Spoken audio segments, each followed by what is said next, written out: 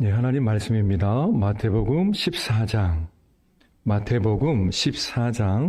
22절에서 32절까지 말씀입니다. 예수께서 즉시 제자들을 재촉하사 자기가 무리를 보내는 동안에 배를 타고 앞서 건너편으로 가게 하시고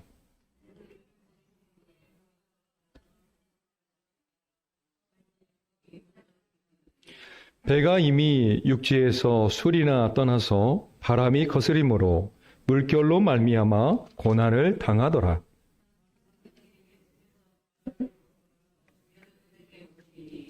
제자들이 그가 바다 위로 걸어오심을 보고 놀라 유령이라 하며 무서워하여 소리 지르거늘.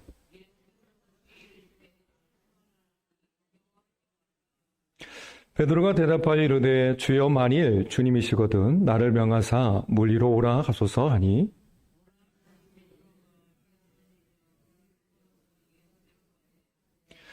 바람을 보고 무서워 빠져가는지라 소리질러 이르되 주여 나를 구원하소서 하니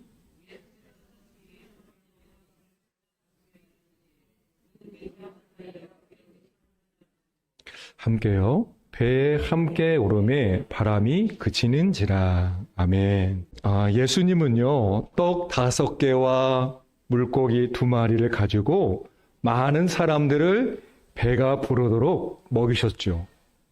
우리 일상 경험에 비춰볼 때는 합리적으로 생각을 해봐도, 이성적으로 생각을 해봐도, 또 계산기를 두드려 봐도 도저히 있을 수 없는 그런 사건이었습니다. 그런 불가능이었죠. 하지만 분명한 것은 그곳에 모여있던 군중들은요, 부족함 없이 다 배불리 먹었다는 사실입니다.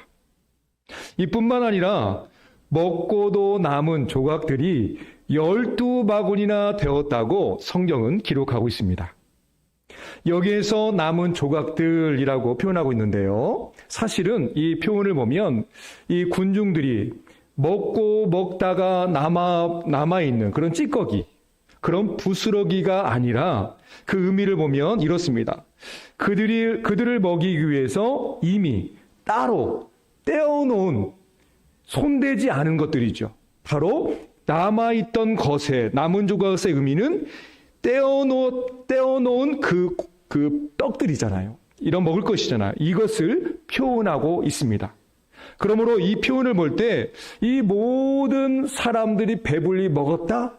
이 말은요, 단순히 상상 속에서나 아니면은 흘러들어오는 이야기 속, 전설 속의 그런 이야기가 아니라 그 역사의 현장에 실제로 나타났던 그런 증거인 것을, 사실임을 표현해주는 그런 말이었습니다.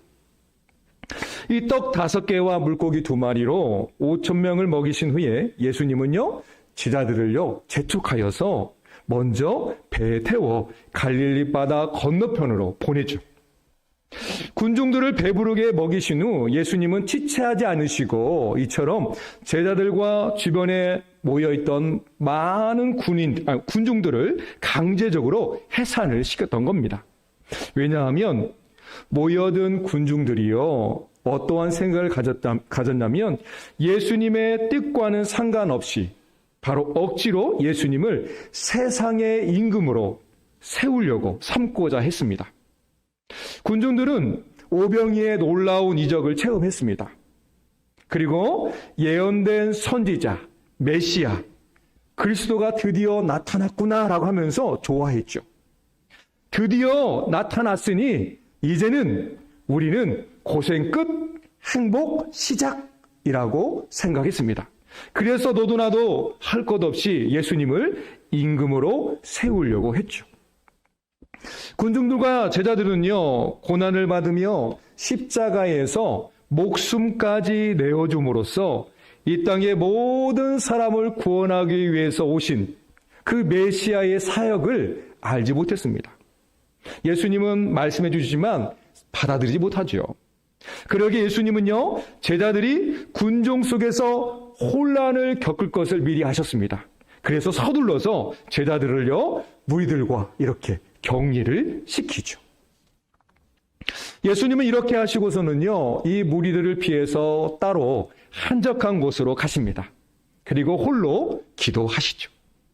본문 말씀 23절인데요. 같이 읽어볼까요? 무리를 보내신 후에 기도하러 따로 산에 올라가시니라. 아멘. 한편 배를 타고 바다를 건너던 이 제자들은요, 무엇을 만났습니까? 풍랑을 만났습니다. 그리고 이로 인해 고난을 당하고 있음을 보여주고 있습니다.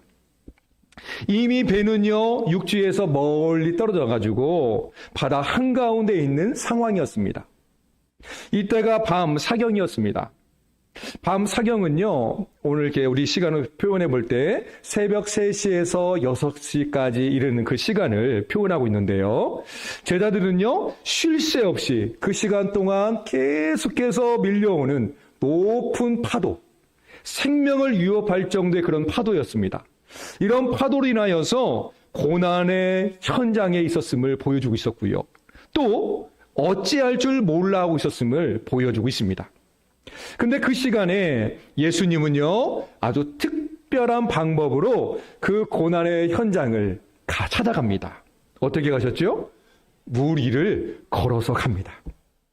그것도 잔잔한 물이 아닙니다. 금방 우리가 말씀을 보았던 것처럼 파도가 크게 치는 그런 물 가운데서 예수님은 평온하게 뚜벅뚜벅 걸어가죠. 마치 마실 길을 가는 것처럼 편안하고 가볍게 그 물 위를 걸어가고 있음을 보여주고 있습니다. 마태는 물 위를 땅처럼 걷는 이러한 모습을 통해서요, 그리고 또 오병이에 앞서서 행하셨던 이 오병이의 기적을 통해서 자연의 법칙을 초월하시는 분, 그분이 곧 예수님이라는 것을 증언하고 있습니다. 왜냐하면 이런 이적을 통해 예수님 자신이 모든 자연을 지배하시며 또 뿐만 아니라 하나님의 아들이심을 나타내주는 그런 대목인 것이죠. 그런데 군중들은요, 예수님의 이러한 이적을 그 현장에서 직접 보았어도요, 어떻습니까? 예수님을 하나님의 아들이라고 또 구속주라고 그리스도라고 믿지는 않습니다. 사실 제자들도요, 예수님에 대해서 잘 몰랐습니다. 그래서 그런지 물 위로 걸어오시는 예수님을 보고 놀래 자빠지면서 유령이라고 크게 소리쳤죠. 물 위로 걸어오시는 분이 예수님이란 사실을 전혀 생각지도 못했습니다. 예수님 곁에서 날마다 이적을 보기도 하고요, 또 체험도 했지만요, 막상 위기에 처하자 두려움에 사로잡혀서 그러한 사실, 예수님의 그 놀라우신 그 일들을 다 까마득히 잊어버리고 맙니다.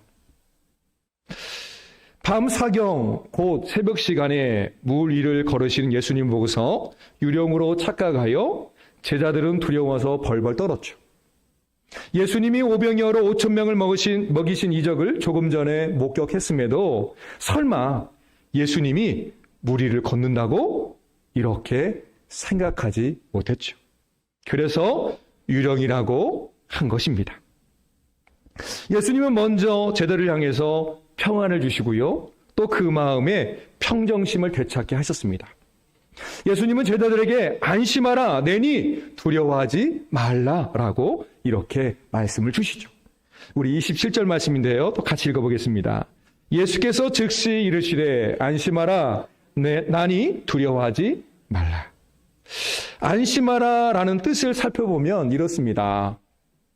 계속 반복되는 행동을 명령할 때 이렇게 사용했는데요, 제자들이 처한 이 극한 상황일지라도 지금부터는 계속해서 용기를 갖고 즐거워하라는 의미로 이 말씀을 사용하고 있습니다. 그래서 이렇게 우리가 이해할 수 있죠. 지금 당장 고난 가운데 어쩔 줄 몰라 쩔쩔매는 제자들 향해서 위로와 힘의 근원, 평안의 근원, 누구에게 있는지 보여주시는 대목인데요, 바로 예수님 자신에게 있음을 알려주는 그 말이 곧 안심하라라는 그 말이었습니다. 그러므로 그 모든 근원이 되시는 분, 오직 예수님인 것을 우리는 믿게 되는 것이죠. 이런 사실 속에서 우리는요, 사실 보면 이 신앙을 지속한다는 것이 그리 쉬운 일은 아니죠. 놀라운 기적을 보고 체험한 후 그 즉시로 예수님을 믿는 믿음이 생길 수는 있습니다. 그런데 반대로 다른 일이 생긴다고 생각해 보세요. 그러면 시험을 받아서 그 신앙도 역시 금세 잃어버리고 맙니다. 뿐만 아니라 예수님을 떠나버리고요, 신앙을 떠나버리게 되죠. 그러기에 신앙은요, 어떤 기적이나 체험의 근거에서는 아니 됩니다. 이걸 뭐라고 하냐면 이벤트적인 신앙이라고 그래요. 어떤 이적만 붙들고 산다면 말씀에 근거하지 못하기 때문에 중심을 잃어버린다는 겁니다. 그러므로 우리는 어디까지나 하나님 말씀을 붙잡고요, 그 진리에 근거하여서 중심을 잡고 신앙생활을 해야 합니다. 말씀의 반석 위에 굳건히 세워지는 신앙을 말하는 것입니다. 그러므로 굳건하여 흔들림 없는 신앙생활을 하게 됩니다. 요한복음 14장 27절에 보면 예수님은 이렇게 말씀하시죠. 또 같이 읽어보겠습니다. 시작.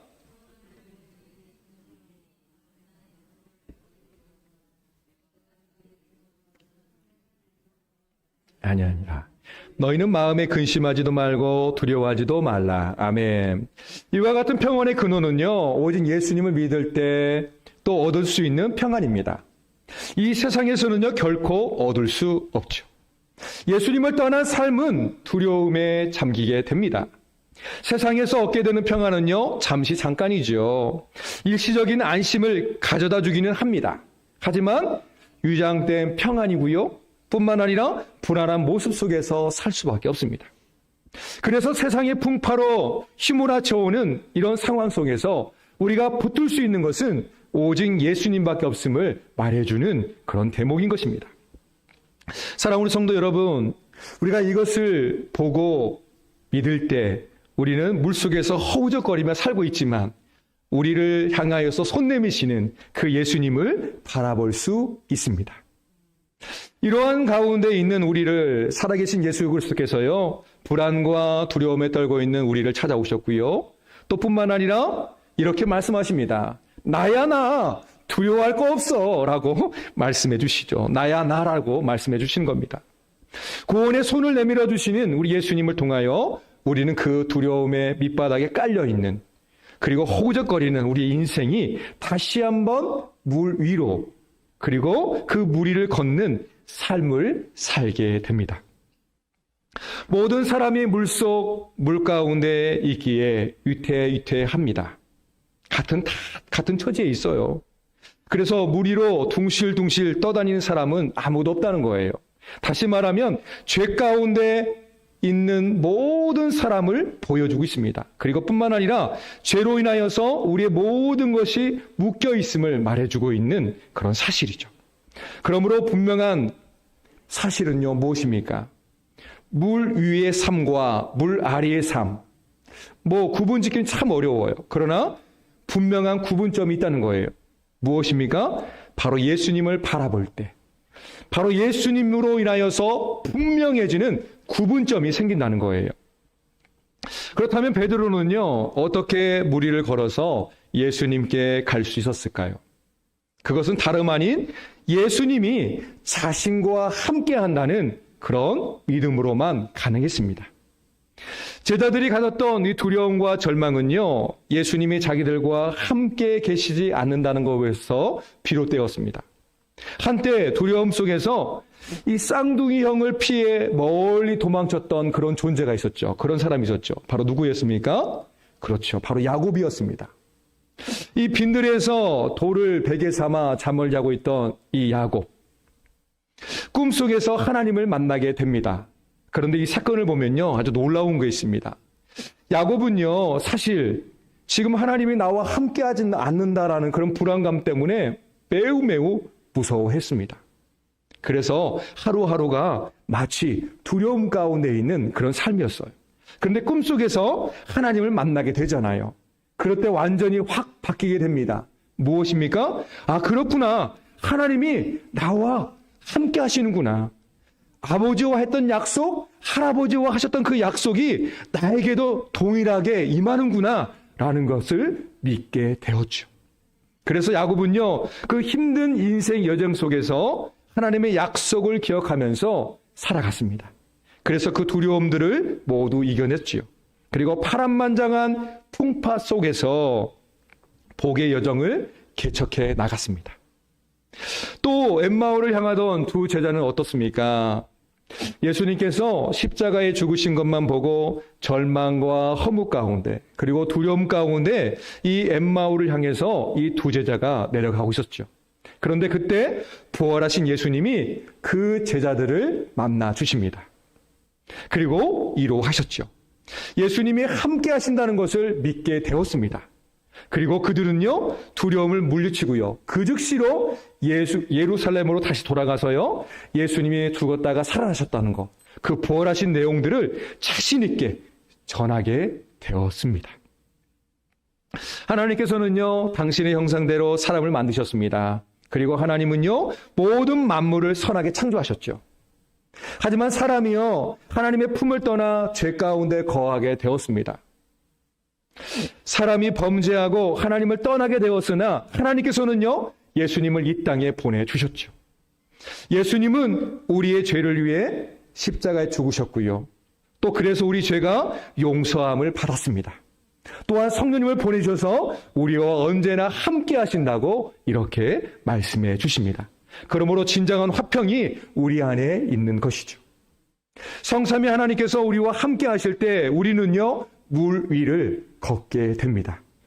불신앙으로 몸이 무거워져서 퐁당 물속에 빠져들지만 그러나 그때마다 하나님께서 우리를 내버려 두지 않으시죠.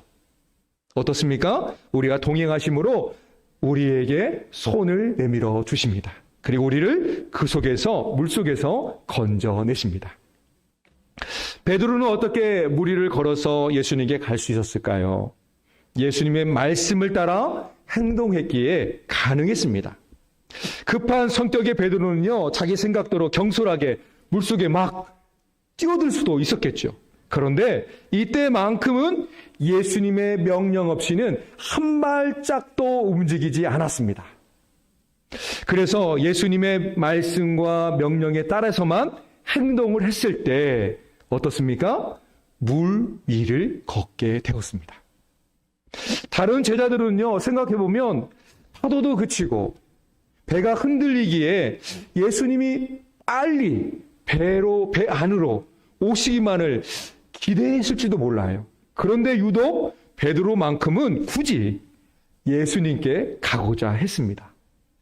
어찌 보면 이게 믿음인 것 같아요. 우리를 가로막고 있는 그것이 또 때로는 그 상황들이 교회로 나오지 못하게 하는 일들이 참 많잖아요. 근데 그것을 이겨내고서 하나님께 나오는 그 발걸음, 그게 곧 믿음이라는 것을 보여주는 대목이죠. 제가 오늘 이렇게 차량 운행을 하면서 좀 즐거운 이야기를 들었습니다. 뭐냐면, 이거 좀 얘기하기가 좀 그렇지만, 자기 들었는데, 이런 얘기를 하셨어요. 한 분이, 금방 퇴근하고 오셨기 때문에, 어떻습니까? 마음이 급하잖아요. 또 밥도 식사도 제대로 못하고 그렇잖아요. 근데 이렇게 말을 하더라고요. 고백을 하더라고요. 하나님께 나오려고 하는 그 마음도 있고, 또 있고요. 또 아울러서 함께 독려하고 격려해주는 주변에 있는 분들이 계시잖아요. 함께 가서 예배드리고 은혜 받자는 이 격려의 말들. 이런 말들 때문에 오늘 하나님께 나와서 예배드린다는 그런 표현을 하시더라고요. 그렇습니다. 우리가 상황을 보면 나올 수 없는 상황들이 참 많아요. 그죠? 그런데 그 모든 걸 이겨내고 베드로처럼 하나님 말씀이 우리에게 있기 때문에 물속으로 뛰어드는 그런 신앙이, 그런 믿음이 우리에게 있어야 되겠지요.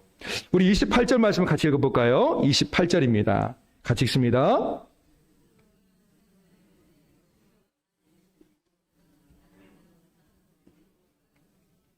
아멘.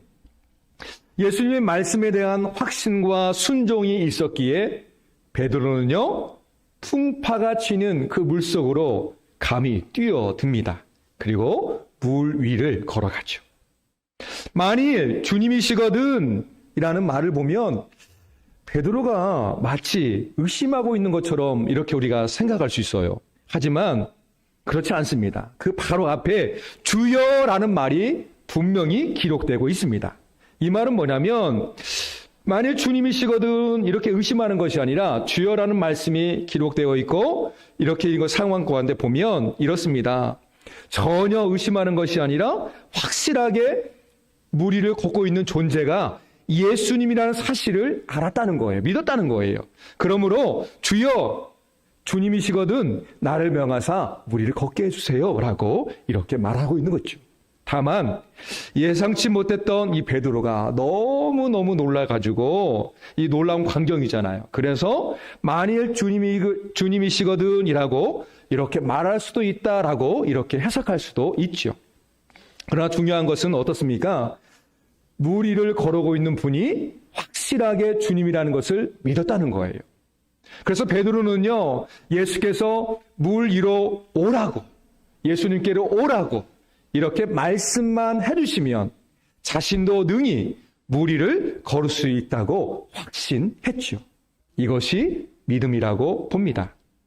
베드로에게 특별한 능력이 있었기에 물 위를 걸을 수 있었다라고 설명하지는 않습니다. 증거하지는 않죠.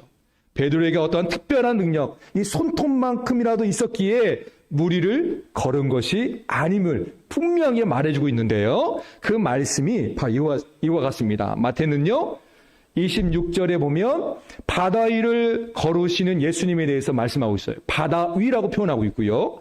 또 뿐만 아니라 29절에는요, 뭐라고 표현하고 있냐면 물 위를 걷고 있는 베드로를 표현하고 있습니다. 분명하게 바다 위와 물로 똑같은 물이잖아요, 사실은. 근데 왜 마태는 이렇게 구분하고 있을까요? 조금 전에 설명드렸던 것처럼 베드로에게 손톱만큼의 때처럼 그 특별한 능력이 있어서 물 위를 걸은 것이 아니라 그가 물을 걷게 된 것은 오직 예수님에게서만 비롯된 기적. 그것은 무엇입니까? 믿음이라는 거예요. 그 믿음 때문에 물 위를 걸었다라고 이렇게 표현하고 있는 거예요. 그렇습니다. 모든 풍파를 헤치고 물 위를 걸을 수 있는 담대함은 어디에서 생길까요?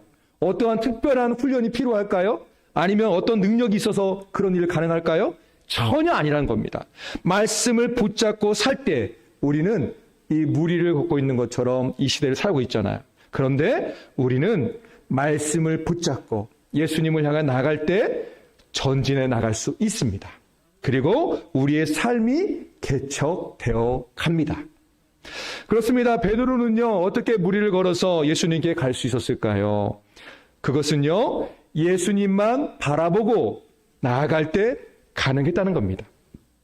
베드로는 다른 생각 없이 주께서 오라고 명령만 하시면 물 위로 걸어갈 수 있다라고 이렇게 단순하게 생각을 했습니다. 신앙생활도 이와 같습니다. 때로는 단순해야 됩니다. 너무 막 계산기 두드려보고 이성적으로 생각해보고 과학적으로 따져보면 도저히 신앙생활할 수 없습니다. 주일날 하루 쉬고 아니면 토요일날 주일날 예를 들어서 이렇게 막 열심히 일해보세요. 그러면 눈에 보이는 게 있잖아요. 벌어지는 것이 막 이만큼 있잖아요. 눈에 확 보이기 때문에 직관적으로 보이기 때문에 어떻습니까? 이 신앙을 빨리 포기해버리고 싶은 그런 유혹도 생길 수가 있어요. 하지만 우리는 전혀 그렇지 않죠. 묻지도 않고 따지도 않는 그런 신앙생활을 우리 하나님 앞에서 하고 있는 것이죠. 그렇습니다. 예수님만 바라보며 말씀을 따라서 행동할 때 물 위를 걷게 됩니다. 예수님의 능력이 나타난다는 사실이죠. 누구의 삶을 통하여? 나의 삶을 통하여. 또 누구의 믿음을 통하여? 나의 믿음을 통하여 나타나게 된답니다. 그런데 계속 예수님을 향해서 달려가면 좋은데 잠시 베드로가 딴 데를 보고 말지요. 파도를 보고 말았습니다. 순간 그 마음에 혼란이 생깁니다.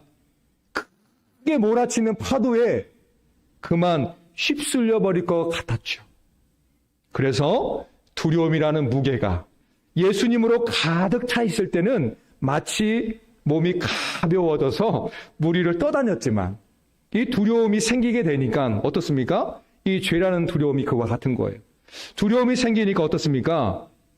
몸이 가벼웠던 그 몸이 두려움이라는 무게로 충만해져서 그만 풍덩하고 빠집니다. 그렇습니다. 물속에 빠지게 만드는 것은 무엇입니까? 두려움이라는 겁니다. 두려움은 어디서 생기죠? 바로 죄라는 겁니다. 이 죄는요, 하나님하고 떨어지게 하는 뿐만 아니라 물속에서 도저히 헤어나지 못하게 하는, 그렇게 마치 밀랍처럼 우리의 몸을 온통 감싸 버립니다. 우리의 힘으로는 도저히 빠져나올 수 없다는 것이죠. 여기에서 물속에 풍덩하고 빠져들 때 그래도 감사할 것은 무엇입니까? 그 자리에 누가 계셨죠?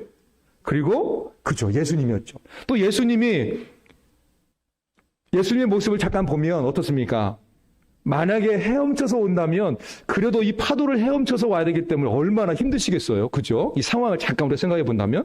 그런데 예수님은 파도가 치든 바람이 불든 뭐 상관없이 그냥 뚜벅뚜벅 걸어오시니까 빠진 베드로를 향해서 어떻게 했죠? 그렇죠. 달려갈 수도 있는 거예요. 그래서 그 즉시로 예수님이 그 베드로를 구해내시지요. 이게 은혜인 것입니다. 우리 힘으로는 도저히 할 수 없지만 예수님을 바라볼 때 우리는 이겨낼 수 있는 겁니다. 믿음의 주여 또 온전케 하신 예수님을 바라봐야만 하죠. 그래서 히브리서 12장에 그렇게 말씀하고 있는 것입니다. 마음을 빼앗겨서는요, 안 됩니다. 불안과 공포는 이 세상에 만연되어 있습니다. 아무리 평안을 누리려고 해도 절대로 이 물속에서 빠져나올 수 없습니다. 그러게 우리는요, 예수님에게만 눈을 집중해야 합니다. 그리고 딴 것에 마음을 돌려서도 안 됩니다. 이렇게 딴 것에 한눈 팔고 정신없이 걷다 보면 전봇대에 부딪히고 맙니다. 사실 제가 그랬거든요. 정신없이 학교 생활할 때, 고등학교 다닐 때 지각을 했어요. 그러니 뭐 마음이 얼마나 급하겠습니까? 막 정신없이 막 뛰어가다시피 했어요. 그런데 저기 뭐가 있는 것 같아요? 쳐다보고 막 갔죠? 그런데 순간 별이 반짝하면서 아무것도 보이지 않더라고요. 그래서 순간 나는 이렇게 생각했어요. 아, 차가 와서 나를 들이받았나 보다. 왜냐하면 순간 너무 막 이름 안 할 수 없는 그런 이게 있었거든요. 근데 한참을 넘어져가지고 막 한참을 눈을 막 보이지가 않으니까, 눈을 떴는데도 보이지가 않으니까요. 그래서 한참을 그러고 있는데, 앞에 전봇대가 딱거니 서 있는 거예요. 전봇대를 부딪힌 거였죠. 얼마나 아픈 거는 이제 뒷전이고요. 얼마나 창피하고 그냥 요즘 말로 말하면 쪽팔리든지 정신없이 도망쳤습니다. 그렇습니다. 우리가 엉뚱한 것에 한눈 팔게 되면요, 이렇게 됩니다. 예수님을 바라볼 수 없다는 거죠.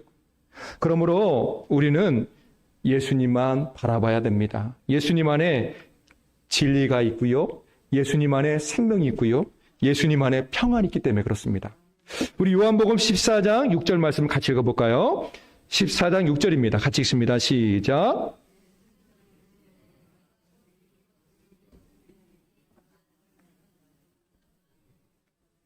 아멘. 아무도 올 자가 없다라고 말씀하고 있습니다. 예수님만이 길이라는 것을 말해주고 있죠. 오직 유일한 구원의 길이 여기에 있습니다. 예수님에게 있습니다. 다른 방법은 절대 없습니다. 아무리 헤엄을 잘 친다고 해도 망망대해를 헤쳐나올 수는 없습니다. 죄로부터 밀려오는 두려움과 불안, 그리고 도저히 빠져나올 수 없는 죄의 물결들, 결코 우리의 힘으로 이것을 해결할 수 없습니다. 예수님은 물에 빠진 베드로를 친히 건져주셨습니다. 이처럼 구원의 은혜는요, 나의 힘으로 되어진 것이 하나도 없습니다. 전혀 없습니다. 31절 말씀을 또 같이 읽어보겠습니다. 31절입니다. 예수께서 즉시 손을 내밀어 그를 붙잡으시며 이르시되 믿음이 작은 자여 왜 의심하였느냐 하시고. 아멘. 예수님을 믿는 자에게는요, 언제나 성삼위 하나님께서 함께 하십니다. 그래서 하나님 아버지께서는 우리의 보는 눈과 마음의 생각이, 그리고 예수님을 따라 살기를 원하시죠. 그 말씀에 순종할 때 우리의 인생의 풍파를 헤쳐나갈 수 있기 때문에 그렇습니다. 그렇게 되면 우리는요, 세상의 모든 풍파를 헤치고요, 또 저 넓은 은혜의 바다, 풍랑이 치든 또 바람이 불든 그것이 곧 은혜의 바다라고 고백할 수 있게 됩니다. 왜 그렇습니까? 예수님이 함께 하시기 때문에. 그렇습니다. 베드로는요, 믿음으로 바다 위를 걸었습니다. 왜냐하면 능하신 주께서 베드로와 함께 하셨고요, 또 말씀을 따라 그는 행동을 했고요, 뿐만 아니라 예수님만 바라보았습니다. 우리는 하루에도 수십 번씩 물 위의 삶과 물 아래의 삶을, 반복되는 삶을 살 때가 많습니다. 그래서 언제나 풍덩풍덩 빠지면서 허우적대잖아요. 그러나 비록 우리가 이 세상의 파도 때문에 물속으로 빠져든다 할지라도 우리를 사랑하신 하나님은요, 결코 우리를 혼자 내버려 두지 않고요, 방치하지 않으십니다. 뿐만 아니라 포기하시지도 않으시죠. 그러기에 그 사랑의 손길은요, 예수님을 통해서 확실해지는 것입니다. 말씀을 통해 우리를 다스려 주시지요. 또한 그 말씀을 따라 살 수 있도록 성령님께서 우리를 인도해 주십니다. 우리의 마음에는 여러 가지 일들이 있고요, 계획도 있습니다. 갈팡질팡한다는 겁니다. 하지만 오직 여호와 하나님의 뜻만이 완전히 서게 됩니다. 사람의 마음에는 많은 계획이 있어도 오직 여호와의 뜻만이 완전히 서리라라고 말씀해 주십니다. 사랑하는 성도 여러분, 예수님 안에서 믿음으로 물 위를, 때로는 물 아래의 삶을 산다 할지라도 포기하지 마시고 우리를 향해 달려오시는, 또 우리 곁에 계신 그 예수님을 바라보시면서 다시 한번 힘을 얻고, 또 물속에서 나와서 정말 다시 한번 힘을 얻고 복음을 증거하는, 그리고 우리의 삶이 하나님 말씀으로 풍성하게 거하는 우리의 신앙의 여정들이 다 되시기를 우리 예수님의 이름으로 축원합니다. 기도하겠습니다. 사랑의 아버지 하나님, 감사합니다. 그렇습니다. 오늘도 말씀을 살펴보아서 우리의 인생이 어떠한지를 보았습니다. 자신할 것이 없습니다. 또 자랑할 것도 없습니다. 그러나 아버지 하나님, 우리 안에 계신 예수님을 통하여 다시 한번 우리는 힘을 얻고 또 솟게 되어지는 은혜가 있음을 고백합니다. 아버지 하나님, 우리의 삶 가운데 어느 곳에 있든지 우리 예수님을 증거할 수 있도록 은혜를 허락하여 주옵시고, 우리의 믿음의 삶을 통하여 오직 예수님만 증거되어서 날마다 구원의 기쁨이 우리의 삶 가운데, 그리고 우리 교회 가운데 더해지는 은혜가 있게 하여 주옵소서. 또 우리 이 자리에 함께하지 못하지만 우리 믿음의 건석들에게도 성령님께서 교통하심으로 동일한 은혜를 부어 주옵소서. 감사하고 우리 예수님의 이름으로 기도합니다. 아멘.